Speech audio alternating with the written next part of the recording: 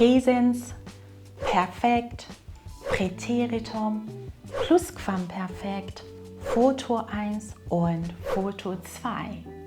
Das sind die 6 Zeitformen im Deutschen.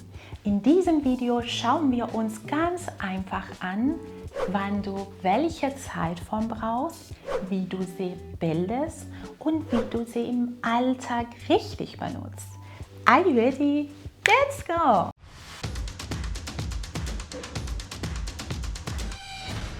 Hallo und herzlich willkommen bei 7 Minuten Deutsch. Mein Name ist Sarah und heute schauen wir uns die 6 deutschen Zeitformen ganz klar und strukturiert an. Dieses Video ist so aufgebaut. Wir machen das ganz einfach. Bei jeder Zeitform schauen wir zuerst, was bedeutet sie, dann, wie bildet man sie und danach bekommst du Beispiele, die du im Alltag wirklich benutzen kannst.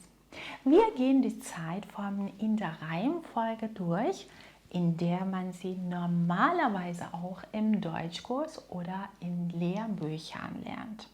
Wunderbar, dann starten wir direkt mit der ersten Frage. Was sind Zeitformen überhaupt? Ganz einfach. Zeitformen zeigen uns, wann etwas passiert. Passiert etwas jetzt? Ist etwas schon passiert oder passiert es erst später in der Zukunft? Genau dafür brauchen wir Zeitformen. Auf Deutsch sagt man dazu auch Tempus. Ein Tempus ist einfach die grammatische Zeit eines Verbs. Okay, los geht's mit der ersten und wichtigsten Zeitform im Deutschen, dem Präsens.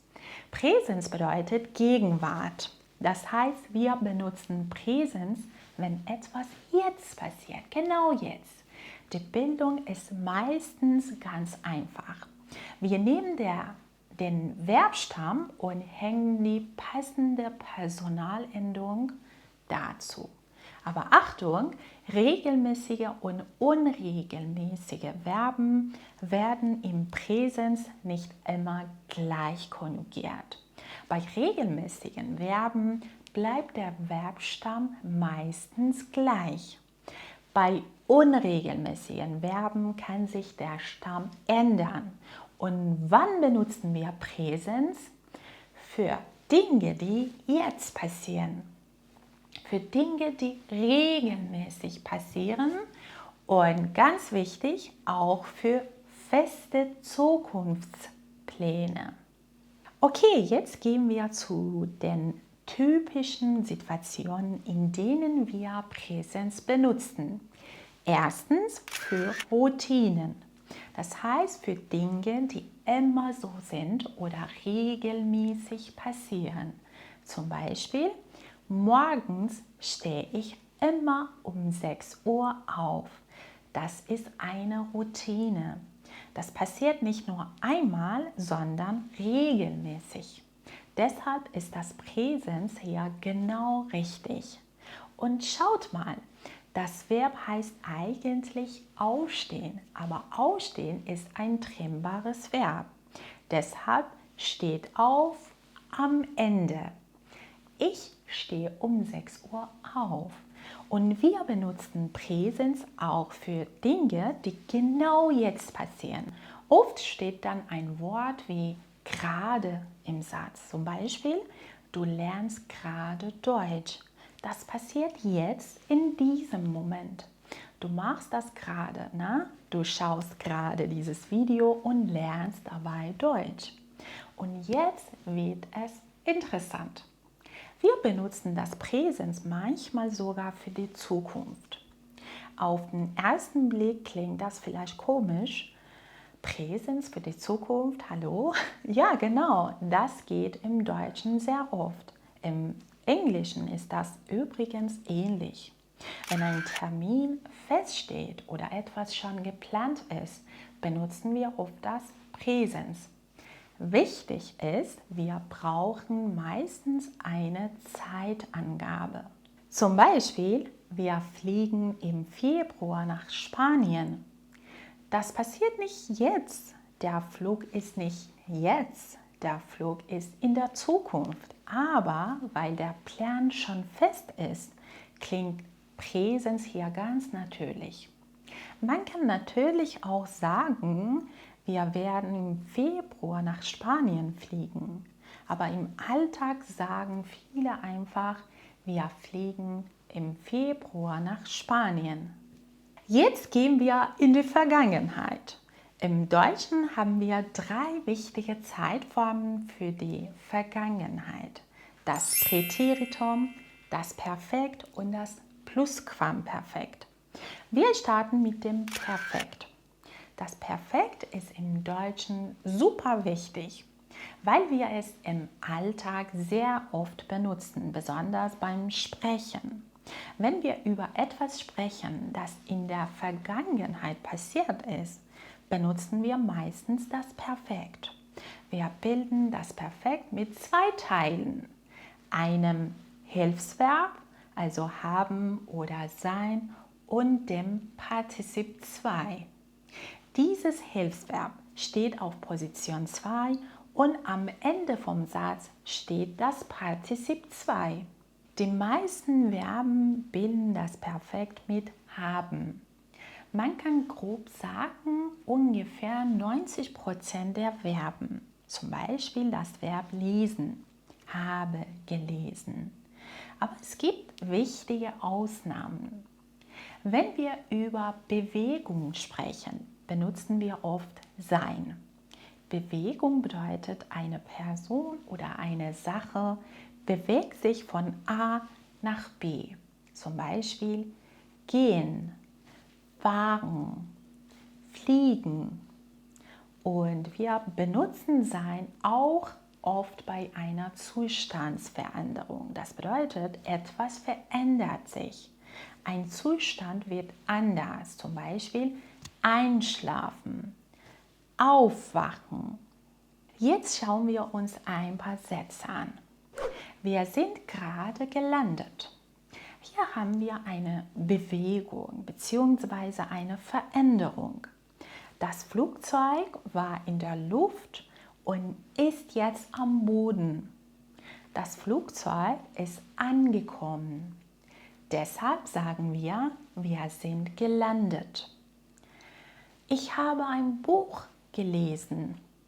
Hier haben wir keine Bewegung von A nach B und keine Zustandsänderung. Deshalb benutzen wir haben. Noch ein Beispiel. Am Freitag bin ich in die Stadt gefahren. Hier sehen wir wieder das Perfekt. Das Verb ist fahren. Im Perfekt brauchen wir hier das Hilfsverb sein. Ich bin gefahren. Warum sein? Weil fahren hier eine Bewegung von einem Ort zu einem anderen Ort zeigt. Die Person fährt nicht einfach nur irgendwie, sondern sie fährt in die Stadt. Wunderbar, jetzt kommen wir zum Präteritum. Das Präteritum ist auch eine Vergangenheitsform. Wir benutzen es für Handlungen, Fakten oder Zustände, die in der Vergangenheit abgeschlossen sind. Die Bildung ist im Prinzip Verbstamm plus Endung.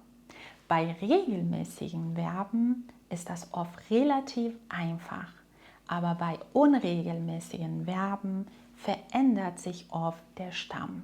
Und diese Formen muss man lernen.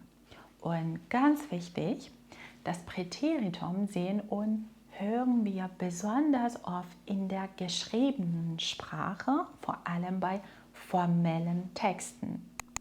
Im Alltag, also beim Sprechen, benutzen wir meistens das Perfekt und genau hier wird es interessant. Es gibt ein paar Verben, die wir auch beim Sprechen sehr oft im Präteritum benutzen. Zum Beispiel haben. Letztes Jahr hatte ich eine schöne Wohnung. Natürlich ist auch perfekt möglich. Letztes Jahr habe ich eine schöne Wohnung gehabt. Das ist grammatisch richtig, aber im Alltag klingt hatte viel natürlicher und kürzer. Das gleiche gilt für sein. Wir sagen sehr oft, ich war gestern in der Stadt und nicht so oft, ich bin gestern in der Stadt gewesen. Beides ist richtig, aber beim Sprechen klingt ich war meistens viel natürlicher. Ich war. Auch geben benutzen wir oft im Präteritum. Früher gab es hier ein kleines Café. Das klingt kurz, natürlich und sehr typisch. Theoretisch kann man auch im Perfekt sagen. Früher hatte es eher ein kleines Café gegeben. Das ist grammatisch richtig, aber im normalen Gespräch klingt gab es meistens viel natürlicher und einfacher. Und dann gibt es noch eine ganz wichtige Gruppe, die Modalverben. Konnten, mussten, wollten, durften, sollten. Diese Formen benutzen wir im Alltag sehr oft im Präteritum. Zum Beispiel, gestern wollte ich in die Stadt gehen, aber ich hatte keine Zeit. Oder letztes Jahr musste ich jeden Samstag arbeiten. Und es gibt noch ein paar gemischte Verben, die man auch sehr oft im Präteritum hört. Zum Beispiel dachte, kannte, wusste, brachte, nannte, rannte.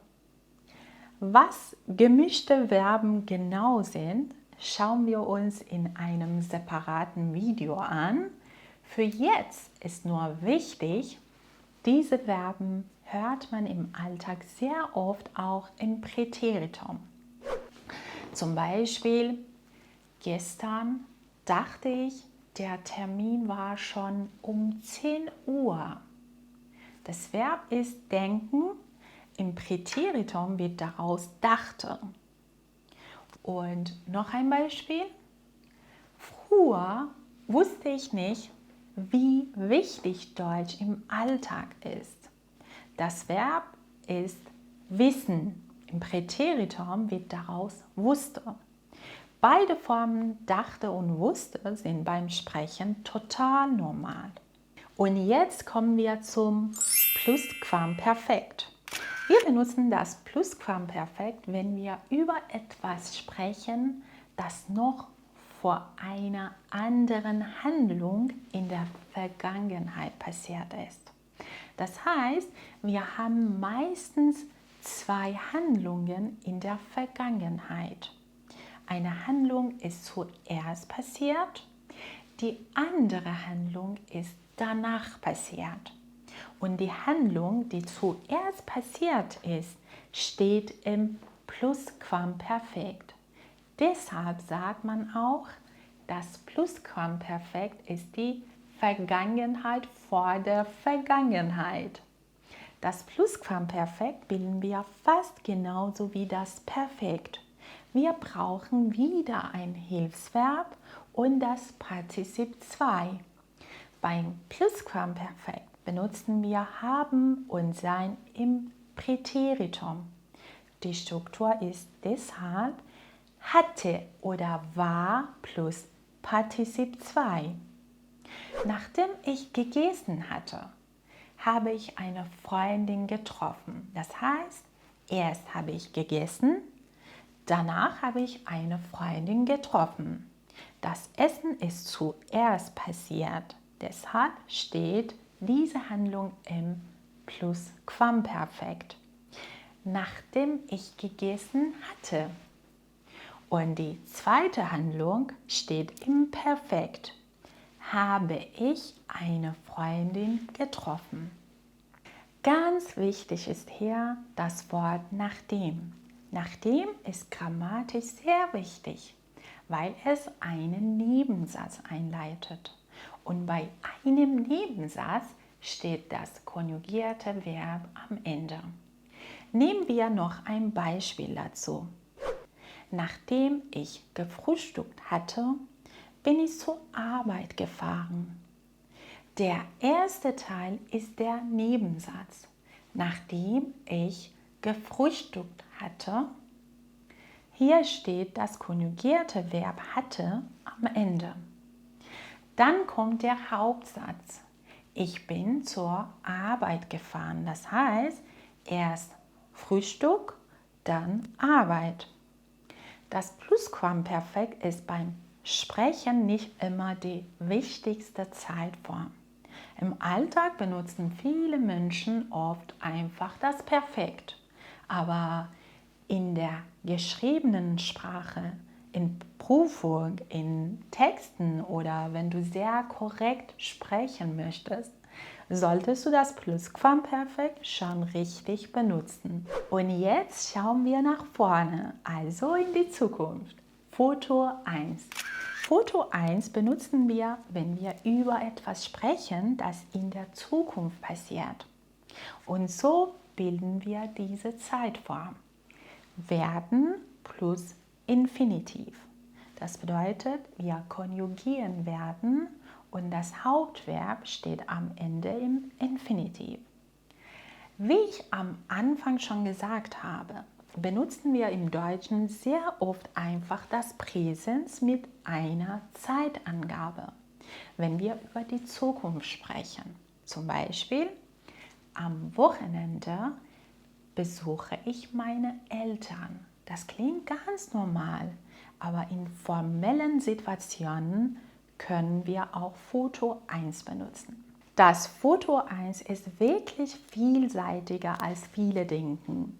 Du kannst damit nämlich nicht nur über die Zukunft sprechen, sondern auch Vermutungen ausdrücken, Versprechen machen, Prognosen formulieren oder sogar sehr direkte Aufforderungen geben. Foto 1 für die Zukunft und formelle Situationen. Sehr geehrte Damen und Herren, wir werden Ihnen die Unterlagen bis Ende der Woche zuschicken. Liebe Kolleginnen und Kollegen, ab Montag werden wir mit dem neuen System arbeiten. Vermutungen. Sie wird wohl noch schlafen. In ihrem Zimmer ist noch alles dunkel. Er wird vermutlich im Zug sitzen. Er antwortet gerade nicht auf meine Nachrichten. Versprechen. Ich werde das niemandem erzählen. Versprochen. Keine Sorge, ich werde dich morgen zum Flughafen bringen. Prognosen, Vorhersagen. In den nächsten Jahren werden Elektroautos noch häufiger auf den Straßen zu sehen sein. Morgen wird es wahrscheinlich den ganzen Tag regnen. Nimm lieber einen Regenschirm mit. Aufforderungen. Du willst jetzt bitte dein Handy weglegen und dich auf die Aufgabe konzentrieren. Ihr werdet jetzt eure Jacken anziehen und sofort nach draußen kommen. So, dann kommen wir schon zur 6. und letzten Zeitform im Deutschen, Foto 2. Was bedeutet Foto 2? Foto 2 benutzen wir vor allem für zwei Dinge. Erstens für Handlungen, die in der Zukunft abgeschlossen sein werden. Wir schauen von jetzt aus die Zukunft und sagen, zu einem bestimmten Zeitpunkt in der Zukunft ist etwas schon fertig. Und zweitens für Vermutungen über die Vergangenheit. Und wie bilden wir diese Zeitform? Die Struktur ist werden plus Partizip 2 plus haben oder sein im Infinitiv. Schauen wir uns zuerst die erste Bedeutung an. Ende des Jahres werde ich mein Studium abgeschlossen haben. Dann bedeutet das, jetzt studiere ich vielleicht noch, aber Ende des Jahres ist mein Studium fertig. Die Handlung ist dann in der Zukunft abgeschlossen. Ein anderes Beispiel wäre, nächstes Jahr werde ich meine Ausbildung abgeschlossen haben. Das heißt, jetzt bin ich noch nicht fertig, aber nächstes Jahr ist die Ausbildung abgeschlossen. Aber ganz wichtig, so sprechen wir im Alltag relativ selten. Wenn wir einfach über Pläne sprechen, benutzen wir meistens Foto 1 oder noch viel häufiger das Präsens mit einer Zeitangabe. Foto 2 klingt hier deutlich formeller und spezieller.